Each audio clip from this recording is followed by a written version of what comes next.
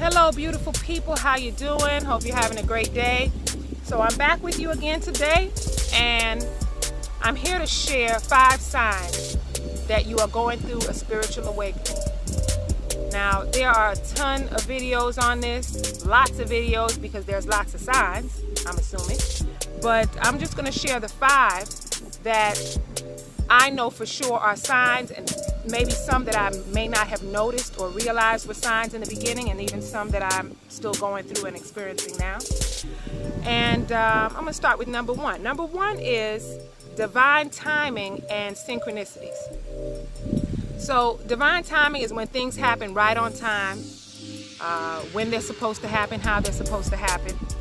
And for example, let's say you lost your job and you're not really sure how you're gonna get on your feet. You're trying to find something new. It's not really working out, and just when it doesn't look like it's gonna work out, you don't even see a way how it's gonna work out, right before things get totally out of hand, boom, you get a new job. Something happens in your favor that helps you go through this transition a lot smoother. That's an example of divine timing. Sometimes it could be the other way, like everything everything is going wrong. Like nothing seems to be working out. Nothing seems to be, going in your favor. Lots of problems left and right. Sometimes this happens to push you in alignment, to get you to move in the right direction, so that things can start to work in your favor. That's still divine timing, even if it doesn't seem like it's going going great. Sometimes these things happen to push you out of certain circumstances, certain situations, and get you into alignment, because that is actually what divine timing and synchronicities are. And I've kind of put them together. To me, they're kind of the same, because when you start to experience things happening in divine timing and synchronicities, that you're experiencing that because you are in alignment. And when things are not going right, that is to push you in alignment. Sometimes you're forced out of certain situations because you probably would not make those situations yourself, and that's how much the universe got your back, because it's trying to push you into the right direction. So sometimes when things happen like that, you got to go with the flow. For example, with me and my hubby, before we moved to Kissimmee, when we were in Miami, it's like nothing was working out. We would be trying for years. We'd be trying to get something bigger, get more space for us and the girls. It was like overpopulated in a way. Like no matter what we tried, there were waiting lists here and there. Nothing seemed to be working out. We couldn't find anything bigger. Like everything was falling apart. Everything I'd try, I'd find an apartment. It seemed like I can get this one. Boom, someone came and filled out and submitted their paperwork like right before me and got the apartment before I did. It was just like stuff like that just never seemed to work. Now, once we decided to move, as soon as we made the decision to move, things fell right in line. And it was obvious that all of these things were not working out so that we could be pushed in the direction of moving or doing something else. My hubby had this law firm that was trying to work to help him out with getting the Veterans Administration to increase his veteran benefit and to give him back pay for all of the months that they had not given him this increase that he should have received. They had been working on that for years before he and I even met, so we didn't think it would even work and wasn't even banking on it. Like no one, like we didn't even expect that. And it was like as soon as we made the decision to move, the next week, suddenly, without no heads up on it, the Veterans Administration went ahead and increased his monthly benefit and gave him back pay. It's like all I did was log into the account to pay some bills, and boom, here was deposits from the VA. And it was like as soon as we made that decision, boom, here was an opportunity to make this whole transition even smoother with the moving. And that is an example of divine timing. Now, when it comes to the synchronicities, a lot of us receive these things, and it's through lots of different ways. Other people say something that we're thinking. Music comes on talking about something we were thinking about. A commercial, a billboard, like so many ways we see these synchronicities. The number synchronicities has been a huge thing for me. And a lot of times we don't see it because we're too busy. We don't slow down enough. And that's the reason why it took me, once I realized that I was going through a spiritual awakening, I was able to look back and realize all of these synchronicities and number synchronicities that I kept like overlooking and not really seeing exactly what it was. For me, it's been the numbers a lot. And for a lot of people, you may have numbers, you may have other ways. It's all kind of ways that the universe communicates with you through these synchronicities. For me, it's just been a lot with numbers. And with some of you it is, but you're just not paying attention. What you should probably do is find out what your life path number is. Just take the time to slow down and think. Think about addresses where you live, places that you work, people who you've been with, what their signs were, birthdays, things like that. Just look at this stuff. Take the time to think about it, calculate it, put it together, and you'll be surprised what you find.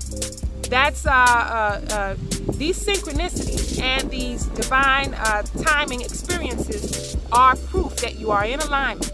And so if you slow down and just take your time and pay attention, you will start to see them more. All right? So the second sign that you are going through a spiritual awakening is heightened intuition. Like before going through a spiritual awakening, this human side of you will kind of like not trust your intuition. You would kind of feel like since you don't have the actual proof, then you can't really trust your intuition. You may feel like you shouldn't trust a certain person, or you shouldn't go to a certain place. Maybe you shouldn't go here, or you shouldn't do this, or you shouldn't take that opportunity. And you are not really sure because you don't have the proof. So therefore you don't really trust your intuition. And then when things don't work out, then you say things like, I knew I shouldn't have did this, or I knew I shouldn't have went there, or I knew I shouldn't have trusted this person. But what happens is when your intuition is heightened, you really start to trust it, and you really start to know kind of like what to do next. And that's a sign. And you may not really notice it, but it actually is happening. I remember a few weeks back, I was going through this really down period where I wasn't really sure what to do and if I was doing the right thing, and just like not really certain and not really feeling, upbeat. And, it was just a down period. But my intuition told me that I need to be patient. Just be patient. Be patient. Trust the universe. The universe is working behind the scenes. You just don't know what's next. But just trust the universe and just be patient. That's what I told myself. And then I think maybe an hour or two later, I went to check my email, and there was this website that I have been signed up to that sends me a tarot card every few weeks or so. They sent me a card, the Temperance card, and it said, patience is power. So when I saw that, I couldn't do anything but smile, because it was like, wow. I was saying all of that. When I read the whole card, everything that it was saying, it was exactly what I was feeling. It's exactly what I had already said. Trust the universe. Everything is working out how it's supposed to work out, when it's supposed to work out, and be patient. You need to practice patience. And it was like, okay, all right, I knew that. But you start to get to the point where you trust it, where you actually start to follow your intuition. It's really guiding you to make the right choices, when before you'd probably be skeptical about trusting your intuition. So what happens is when your intuition is heightened, you actually start to trust it. You actually start to make the right decisions and follow what your intuition is telling you to do. So that's a sign of the second sign of a spiritual awakening. The third, I'm going to label this one the emotional roller coaster. So this is when you're going through all of these different emotions, and I think when this happened for me, I wasn't even sure that's what it was. Because see, what we will do, especially as women, we'll blame it on our hormones. Oh, my period is coming on. This is why I feel this way. Or this person pissed me off. Or this, that, and the other. Sometimes when you get super pissed off about certain things, it's not even that serious. It wasn't even that bad that you had to snap the way you did. But sometimes you just do, because of the fact that what your body is doing and what your spirit is doing is releasing all of this pain, all of this fear, all of this hurt, all this stuff from the past that you're holding on to. It's releasing all of that. It's getting it out. And that's a part of this whole emotional roller coaster. You're probably crying watching a movie that, you know, it may have had a slight sad part, something that wasn't as sad, but you find yourself getting teary about a lot of things, very emotional about a lot of different things. You'll even have like moments of like really like blissful, peaceful, like just a good feeling. And you know, I would feel at times this real connection with the universe, and it just made me feel so good, to the point where I would feel so good that I would actually just say, I'm driving, I'm just like, I feel so good. You know, and before, I don't recall myself ever feeling so good that I had to actually say that I feel good. Like, I just, like, if I'm in a good mood, I'm perky, I'm just, you know, being silly, having a good day. But at these times, it would be so blissful that I'll just be like, oh, I feel so good. Like, I actually had to say it. And it wasn't until I learned that I was going through a spiritual awakening that I could look back and recall feeling so good that I had to say I felt good. It was just so interesting, like, wow, moments of bliss. And then there's moments of rage. You're like pissed off about something that you shouldn't be that mad about. And then you try to give yourself an excuse for why you're so mad. Well, you know, I was so mad because this happened. You try to make yourself understand it.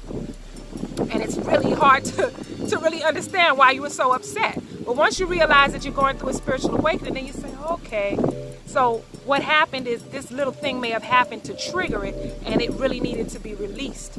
So that's what happened. I'm releasing all of these emotions. So it's a good thing. Just don't get stuck in the pity party or the victim stage. Just go ahead and, you know, be mad, let it out, and understand that it's actually meant to happen, and you need that to happen. You need to release all of this anger that's in you, right? Everything, all of these issues that you have, you need to release it. So it's okay to go through it, just don't take it out on anybody, that's all. The fourth sign is, for me, I'm going to label it because it's still going on now, loss of interest in lots of things. And I don't even think that this happens early on. I think you end up getting to this point because in the beginning, I didn't lose interest in hanging around people or being on Facebook and Instagram and working out all the time. I didn't really lose interest in that at first. Even though I know I was going through a spiritual awakening because I had lots of other signs, I hadn't got to the stage of losing interest in everything. But I definitely got there, and I'm still there now. A lot of times you may feel like you may feel like you're not interested in hanging around certain people or going places or doing certain things that you were doing.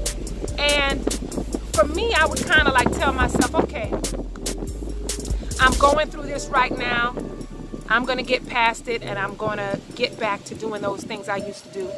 But I actually have started to realize that I'm probably never going to get back to some of those things, because the new me, the me that is awakened, just don't want to do that anymore. I'm not into that anymore.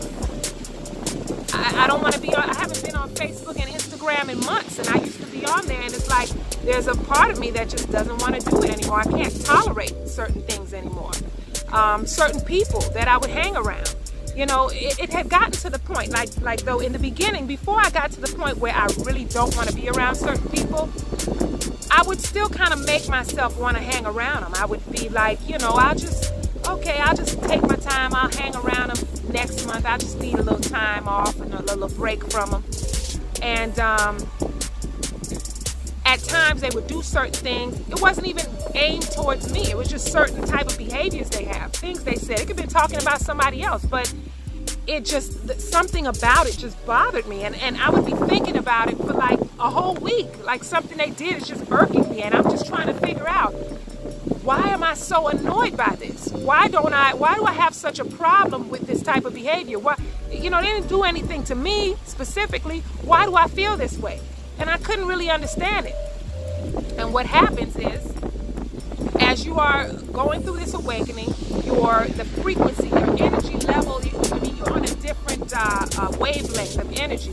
And now you can't tolerate certain types of energy. It's almost, to me, like a self-preservation type of thing. Like your energy knows what you can't take, what's going to affect you in a certain type of way, and you can't stomach it. You can't tolerate it. You just can't deal with it. So I've gotten to the point where I accept that some people I'm just not going to hang around anymore. There's no need in me trying to say, oh, well, I'll just give it time. I'll go hang out with them next month. Because the more I did that, the more the time came for me to be around these people, the more I felt like I can't do it. I can't do it. You know, same thing with getting on Facebook and Instagram and stuff. I can't do it. Something in me, like the thought of just getting on there, it's like, I just don't like it. I don't want to do it anymore. I just don't. And we just have to accept that's what it is. Nothing wrong with you. You know, you are your frequency, your energy. It's just different. It's just different, and you can't deal with that anymore. It just is what it is. It's actually your energy, your higher self, protecting you from certain things that you don't need, that's actually not going to help you. So don't fight it. Don't force yourself to hang around people. Don't force yourself to do the things that you don't like doing anymore. Just take your time out. You may get back to it, or you may not do it anymore. And it is what it is. But if you force yourself, you're going to do nothing but make yourself sick. So, you know, just go with the flow. Just let yourself move past it. And let go of it, and allow something new, a different type of things to come into your life. And number 5, wanting to be alone sometimes, wanting to spend some time by yourself. You know, that's not always, you know, the easiest thing to do when you have a family, you got kids, you got your hubby, and you got stuff going on. But that's something that you kind of crave sometimes. And you know, the reason why you actually want to be alone sometimes is because you know that you're not alone. You know that you are spending quality time with the universe, with the spirit world, with your angels. You know that you are not alone. So that's sometimes you want to just be alone, be to yourself, to just connect, to thank the universe, thank your angels. You kind of want to just spend some time by yourself. And that's, to me, one of the signs, or one of the major signs of a spiritual awakening, because I every day, like, you know, even when I'm in the house with the kids and I get them squared away, sometimes I just want to step out and just stand in the yard, look at the sky, you know, just want to be by yourself sometimes. Sometimes I want to get in the car and just go drive to the store. I don't need anybody to go with me if I'm going, you know, to go grocery shopping or whatever. Sometimes I just want to get in the car and just ride by myself and have my thoughts, listen to a video, you know, something like that. And so to me, that's definitely one of the signs that you are going through a spiritual awakening. That's something that's often with me. So before I end the video, I want to end it off with a tip. Now, I used to always hear Infinite Waters always say to spend time in nature, you know, and how that helps with the whole spiritual awakening process, right? And I believe that. I did trust that. But let me tell you something. That is one of the most accurate things I have heard him say, along with a whole bunch of other things that he said. But that is so true, because let me tell you, when we moved from Miami here, that is when, you know, in living in Kissimmee, all of this nature, all of these, you know, the nature trails, the forest and the trees and the bush and all of these big interesting birds and just, you know, the hawks and, you know, things at your house and just all of this amazing stuff. Being in nature is how this whole spiritual awakening for me has just took off. When I was in Miami, in the busy city, you know, I knew I was a spiritual person, but it wasn't until I moved here that the number synchronicities started like off the charts, like insane number synchronicities, and the visits from certain, the owl came, like all these type of things just start waking me up. The Kundalini energy that I didn't know what it was, but at night, and I experience this every night even, and I know it has everything to do with me moving out of the city into like a nature-filled place. I go to bed, I'm laying there at night, and I just got these flutters of the energy just running through me. It feels like chills, but you know it's not chills because it's like it's lasting for longer than a chill lasts, and it moved down to the calves and it's in your legs. It's just like, just feels like chills, and it's like these just energy rushes, and it just feels nice. And this has definitely happened because I moved here. I know it did. I know that being in this area, being around all this nature, is what caused all of this Kundalini energy to rise, all of these emotional roller coasters, the feelings of bliss, rage, anger, all of this stuff that I've been going through, all of this waking up that I'm doing rapidly, is because I moved to a place of nature. So I know for sure that going out into nature will help to move things along and help you to figure things out with this whole spiritual awakening. It's been a beautiful thing. So that's pretty much all I wanted to share in this video.